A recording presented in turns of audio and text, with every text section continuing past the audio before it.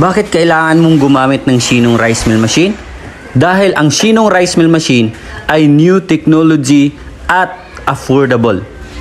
Easy to operate, plug and play lang po ito. Kahit babae, kahit isang operator lang, pwede na po.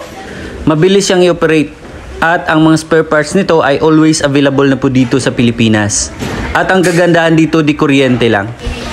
Single phase lang po ito at hindi na kailangan ng 3-phase transformer. Hindi rin po tayo gumagamit ng rubber rolls dahil impeller type po ito. Urethane po ang gamit. Kaya maiwasan po ang pagkadurog ng bigas. Napakaganda ang machine na ito. Easy to operate. Nasa 300 to 350 kilograms per hour ang capacity. Kaya bili na.